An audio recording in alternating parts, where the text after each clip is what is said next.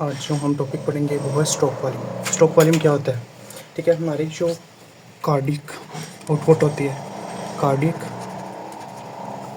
Output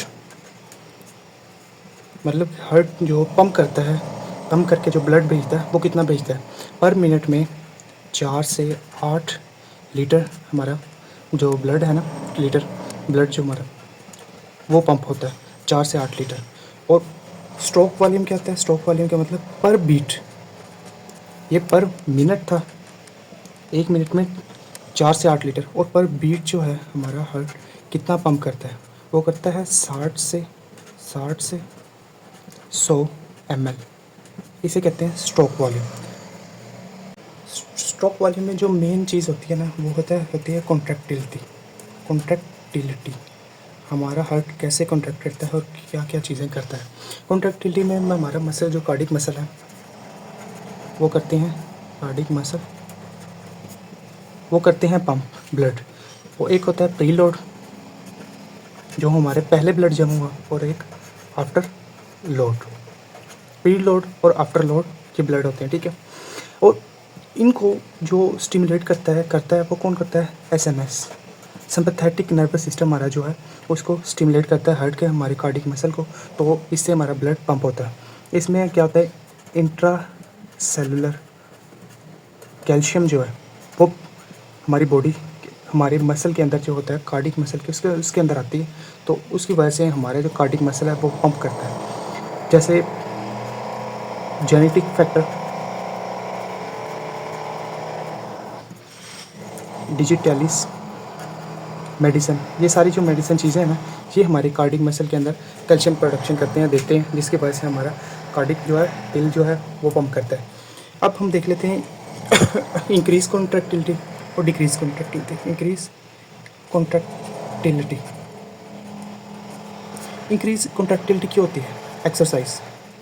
exercise के दरमियान या एंजाइटी के दरमियान हमारा ब्लड जो हार्ट रेट है वो बढ़ जाता है, हार्ट पंप तेज़ी से करता है, जिसकी वजह से जब तेज़ करेगा पंप तो हमारे ये स्ट्रोक वॉल्यूम जो है ये भी इंक्रीज़ होगा, क्योंकि ब्लड से 600 ml से 100 ml 60 ml से 100 ml तक जो ब्लड पहले पंप हो रहा था वो चेंज होकर 200 ml तक हमारा जो हार्ट है वो पंप करके फेंकेगा, ब्लड को बाहर फेंकेगा, ठीक है। ये तो हो गया एंजाइटी और हार्ट, मतलब एंजाइटी और एक्सरसाइज के दरमियान। अब डिक्रीज कॉन्ट्रैक्टिलिटी होगी तो फिर क्या होगा? मायोकार्डियल इन्फेक्शन के दरमियान, जब मायोकार्डियल इन्फेक्शन होता है हमारे जो हार्ट के मसल होते हैं उनको ऑक्सीजन नहीं मिलती, ठीक है, जिसकी वजह से कैल्शियम भी नहीं मिलती, कैल्शियम की कमी होती है, हमारा हार्ट जो होता है वो पंप कम करता है, जिसकी वजह से जो ये स्ट्रोक वॉल्यूम है, ये स्ट्रोक वॉल्यूम डिक्रीज़ हो जाता है।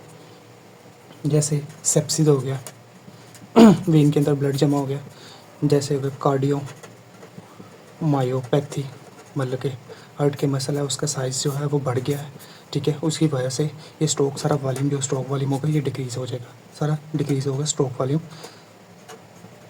इसके दरमियान, ये कॉन्ट्रैक्टिलिटीज। इसके अंदर स्ट्रोक वॉल्यूम के अंदर होता है एक प्री लोड। प्री लोड क्या होता है? हमारा जो हार्ट होता है वो स्ट्रेच होता है। स्ट्रेच का मतलब उसका जो लेफ्ट वेंट्रिकल है वो स्ट्रेच होगा, खुलेगा ऐसे, ठीक है। जब खुलेगा उसके अंदर ब्लड जमा होना शुरू होगा, जिसे कहते हैं and diastolic volume. And diastolic volume ये हमारे ब्लड के अंदर जमा शुरू होना होता है, ब्लड जमा होना शुरू हो जाता है जब वो होता है स्ट्रेच होता है, ठीक है, प्री लोड के दरमियान स्ट्रेच हो जाता है। और फ्रैंक स्टर्लिंग लॉ के मुताबिक हमारा जो प्री लोड है, जितना प्री लोड होगा, जितना प्री लोड का मतलब ब्लड जमा होना लेफ्ट वेंट्रिकल में जितना ज़्यादा होगा उतना ही स्ट्रोक वॉल्यूम ज़्यादा होगा। स्ट्रोक वॉल्यूम का मतलब ब्लड पंप करके आगे फेंकना, पर बीट के अंदर जो ब्लड है हमारा आगे फेंका जाएगा वो भी इंक्रीज़ होगा। क्यों होगा? एक्टिन मायोसिन जो हमारे प्रोटीन होती है मसल के अंदर होती है, ये इसके ऊपर कैल्शियम बढ़ जाती है, कैल्शियम बढ़ती है और वो स्ट्रोक वॉल्यूम पंपिंग एबिलिटी बढ़ जाती है, जिसकी वजह स्ट्रोक वॉल्यूम इंक्रीज़ हो जाता है, ठीक है। इंक्रीज प्री लोड देख लेते हैं। अर्ली प्रेगनेंसी प्रेगनेंसी के दरमियान हमारे जो बॉडी के जो वुमेन होती है उसके अंदर बॉडी के अंदर जो होता है प्लाज्मा लेवल और ब्लड लेवल वो इंक्रीज़ हो जाता है। जब इंक्रीज़ हो जाता है तो ब्लड सारा ज़्यादा हो जाता है और हार्ट के पास भी ज़्यादा होता है, जिसकी वजह से प्री लोड इंक्रीज़ हो जाता है। जैसे एक्सरसाइज के दरमियान भी हमारे हार्ट के पास ज़्यादा वॉल्यूम हो जाता है ब्लड का। और मार्टियल रिगर्जिटेशन मतलब कि अरोटा जो है, अरोटा से ब्लड बैक आ रहा है। क्यों? क्योंकि वो पूरी तरह क्लोज नहीं होता, इतना खुला रहता है। जब खुला रहता है बैक ब्लड आना शुरू होता है, जिसकी वजह से स्ट्रोक वॉल्यूम मतलब कि पीछे जो जमा हो रहा है ब्लड वो ज़्यादा बढ़ जाता है। और डिक्रीज़ वॉल्यूम क्यों होता है? डिक्रीज़ प्री लोड, ये क्या होता है? हेमरेज,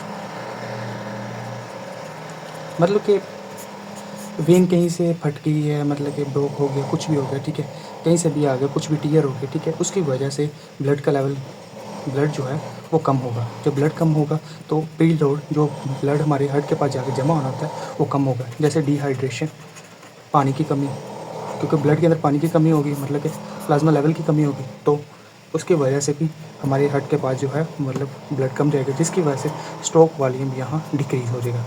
मतलब कि ब्लड के आगे जो जाना है स्ट्रोक वॉल्यूम सारा डिक्रीज़ हो जाएगा। आफ्टर लोड देख लेते हैं। आफ्टर लोड क्या होता है? ये रेजिस्टेंस होती है। ब्लड हमारा जब आगे पंप करना होता है ना, इजेक्ट करना होता है, इजेक्ट ब्लड, उसके अंदर आती है रेजिस्टेंस। जब रेजिस्टेंस आती है मतलब कि ये अरोटा के अंदर ब्लड जाना है लेफ्ट वेंट्रिकल से, मगर अरोटा ही आगे ठीक नहीं है, यहाँ अरोटा के अंदर कोई प्रॉब्लम है, यहाँ ब्लड प्रेशर आगे चलता है, कोई चीज़ है जिसकी वजह से ये ब्लड जो है ना, ब्लड करना, ये ब्लड आगे पास नहीं होता, जिसकी वजह से हमारा स्ट्रोक वॉल्यूम डिक्रीज़ हो जाता है। मतलब कि जो ब्लड पर बीट 60 से 100 ml आगे शिफ्ट होना था वो नहीं होता, वो पीछे जमा रहता है, स्ट्रोक वॉल्यूम डिक्रीज़ हो जाता है। हम देख लेते हैं इंक्रीज़ आफ्टर लोड, मतलब कि जो ब्लड हमारे पंप जो होके आगे फेंकना था वो इंक्रीज़ कैसे होता है कि मतलब जा ही नहीं रहा, पीछे जमा हो जा रहा है। इंक्रीज़ दूसरे से हम कर लेते हैं, इंक्रीज़ आफ्टर लोड, मतलब कि आगे जो पंप ब्लड भेजना था वो जा नहीं रहा और स्ट्रोक वॉल्यूम जो है आगे जाने वाला वो डिक्रीज़ हो गया। स्ट्रोक वॉल्यूम वो क्यों होता है? हाइपरटेंशन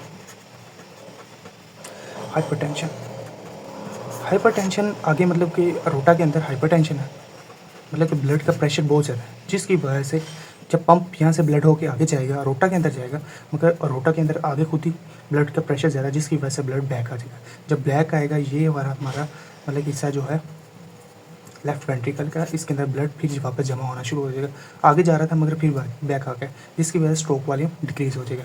जैसे अरोटिक स्टीनोसिस, मतलब कि अरोटा की जो वॉल है वो मतलब कि फुल तरीके से खुलता नहीं है, मतलब कि हाफ खुलता है, मतलब कि ऐसे इतना हाफ खुलता है, मतलब ज़्यादा नहीं खुलता, फुल नहीं खुलता, जिसकी वजह से हमारा जो ब्लड है पास आगे जाना था अरोटा के अंदर वो जाता नहीं, वो बैक जमा होना शुरू हो जाता है, जिसकी वजह से भी स्ट्रोक वॉल्यूम हमारा डिक्रीज़ हो जाएगा। वैसोकंस्ट्रिक्शन, मतलब कि आगे जो हमारी वेसल्स हैं अरोटा के आगे सारा उनके अंदर कंस्ट्रिक्शन है, मतलब कि वो छोटी हुई हैं, कंस्ट्रिक्ट हुई हुई हैं, जिसकी वजह से हमारा बैक जो है ये लेफ्ट वेंट्रिकल के अंदर फिर आफ्टर लोड इंक्रीज़ हो जाएगा। After load increase, after load को हम ये से लिख लेते हैं, इंक्रीज़ हो जाएगा आफ्टर लोड। अब हम देख लेते हैं डिक्रीज़ आफ्टर लोड क्यों होता है। एक और चीज़ भी, आफ्टर लोड जब इंक्रीज़ होगा, आफ्टर लोड पीछे ब्लड जमा ज़्यादा होना शुरू हो जाएगा, बहुत ज़्यादा ब्लड जमा हो रहा है, जिसकी वजह से लेफ्ट वेंट्रिकल हाइपरट्रॉफी हो जाएगी और डायस्टोलिक जो जमा हो रहा है वो डिसफंक्शनल हो जाएगा, क्योंकि आफ्टर लोड जो है वो पहले जमा हो जाता है, पीछे वाला जो ब्लड है वो कम आ रहा है, ज़्यादा जमा नहीं हो सकता क्योंकि पहले वाले ब्लड पड़ा हुआ है, जिसकी वजह से डायस्टोलिक जो जमा हो रहा था ब्लड वो ही कमी होगी, वो डिसफंक्शन हो जाएगा। अब हम देख लेते हैं decrease after load. After load मतलब कि आगे जो पंप करके ब्लड जाना है, स्ट्रोक वॉल्यूम जो हमारा ब्लड जमा है हार्ट के अंदर, ये स्ट्रोक वॉल्यूम है, ये आगे डिक्रीज़ आफ्टर लोड क्यों, मतलब कि डिक्रीज़ होगा। स्ट्रोक वॉल्यूम कैसे इंक्रीज़ होगा, मतलब कि स्ट्रोक वॉल्यूम कैसे इंक्रीज़ होगा। सेप्सिस, आगे सेप्सिस हो गया, मतलब कि वेन खुल गई है, वेन वेजोडाइलेशन वेजोडाइलेशन हो गया। इन्फेक्शन हुआ जिसकी वजह से वेजोडाइलेशन होगी। वेजोडाइलेशन की वजह से हमारा जो स्ट्रोक वॉल्यूम था वो आराम से आगे ब्लड जाना शुरू हो जाएगा, पीछे ब्लड की कमी हो जाएगी, ब्लड पीछे कम हो जाएगा, आगे स्ट्रोक वॉल्यूम इंक्रीज़ हो जाएगा, स्ट्रोक वॉल्यूम ज़्यादा जाएगा। और वेजोडाइलेशन हो गया, उसके बाद अरोटिक रिगर्जिटेशन, मतलब कि वॉल ऐसे ही बंद ही नहीं होता, अरोटा बंद ही नहीं होता, ब्लड जा ही जा रहा। स्ट्रोक वॉल्यूम पीछे क्या होगा, कम इंक्रीज़ होगा। स्ट्रोक वॉल्यूम जो आगे स्ट्रोक वॉल्यूम ब्लड आगे फेंकेगा वो इंक्रीज़ हो जाएगा। प्री लोड जो है वो डिक्रीज़ हो जाएगा क्योंकि ब्लड पीछे कम रह जाएगा, ज़्यादा आगे जाना शुरू होगा। आफ्टर लोड जो ब्लड आगे फेंक रहा है वो ज़्यादा जाना शुरू हो जाएगा। ठीक है, ये तो हमारा आज का टॉपिक था, प्री लोड, आफ्टर लोड, सारे ये लोड और कॉन्ट्रैक्टिलिटी।